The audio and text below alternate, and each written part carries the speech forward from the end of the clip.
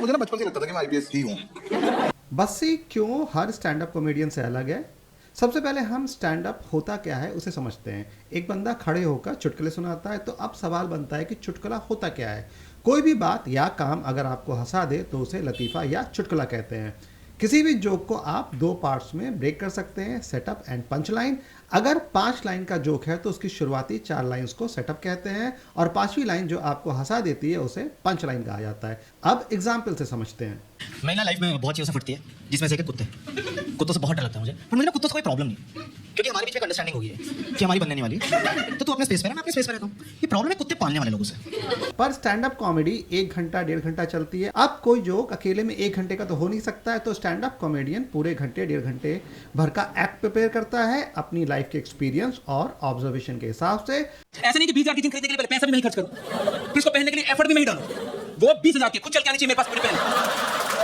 तो रोहित दुआ ने इस पूरे एक्ट में एक महंगी सी जीन्स को अपने एक्ट में डाला है अपने जोक्स बना के। भाई ओवर ईटिंग हो गई है। हो सकता है स्टैंड अप एक्ट में आपको बहुत ज्यादा पंच लाइन सुनने को ना मिले, बस सेटअप ही सेटअप, पर उसके बाद भी हंस हंस के आपका पेट दर्द करने लगे, जैसे कि आकाश गुप्ता का ये ठंडा पान वाला स्टैंड अप। मैं आइस पान की बात कर रहा था, जिसमें कोई ग्रेट पंच लाइन है ही नहीं। एक टर्म होता है इमिटेशन, कि स्टैंड अप कॉमेडियन किसी की नकल या अपनी ही नकल करना शुरू कर देता है अपने एक्ट में पब्लिक को हंसाने के लिए। आकाश गुप्ता का ठंडा पान वाला स्टैंड अप इसका परफेक्ट एग्जाम्पल है।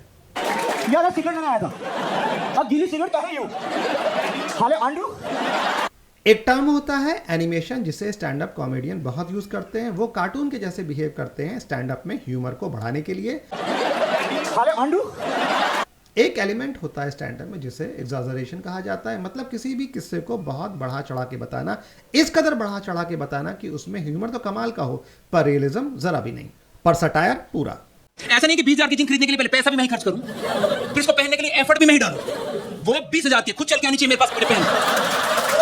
ऑलमोस्ट सारे स्टैंड अप इंडिया या कहीं के भी सब एग्जैजरेशन, एनिमेशन, इमिटेशन का सहारा लेते हैं। और हाँ, इमिटेशन मिमिक्री नहीं है। मोटे तौर पर दोनों को एक कहा जा सकता है। Both imitation and mimicry involve कि किसी इंसान को कॉपी करना है।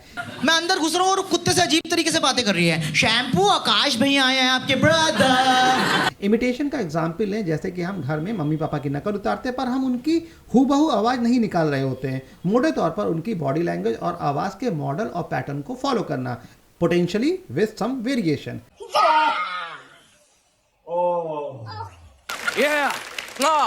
हाय एवरीवन। मिमिक्री का सीधा साधा मतलब है, फॉर एग्जाम्पल कि अगर आप आंख बंद करके सुने तो आपको लग जाए कि एसआर के सच में आ गया है क्या। हूबहू किसी की नकल उतार देना सिमिलर बॉडी लैंग्वेज के साथ। मतलब देखो, मैं पर्सनली बस ये बताना चाहता हूँ कि जब तुम्हारे पास कभी पैसे ना रहे और उसके बाद आ जाए तो औकात में रहना चाहिए। अब आते हैं बस्सी पर। बस्सी के ज्यादातर स्टैंड अप अपनी फेलियर, सेल्फ एम्बैरसमेंट मतलब खुद की हंसी उड़ाना उसके स्टैंड अप का सिग्नेचर होता है। और भी अच्छे स्टैंड अप सेल्फ एम्बैरसमेंट अपनी फेलियर पर एक्ट बनाते हैं, पर बस्सी की स्टोरी टेलिंग बहुत ही ज्यादा सिंपल है। और आप बस्सी का कोई भी स्टैंड अप एक्ट उठा के देख लेना, बस्सी इमिटेशन, एनिमेशन में जाता ही नहीं है। और बस्सी बहुत ही ज्यादा एग्जैजरेशन में भी नहीं जाता है कि रियलिज्म पूरा गायब हो जाए। Same body language and tone से बस्सी का स्टैंड अप शुरू होता है और खत्म, और वॉइस में हल्का फुल्का नेचुरल वेरिएशन स्टैंड अप की लाइन के हिसाब से। बेइज्जती तो बहुत महसूस हुई, मैं रात भर से इंजन देख रहा था। तो ये रीजन है कि बस्सी सबसे अलग स्टैंड अप कॉमेडियन है और कमाल है।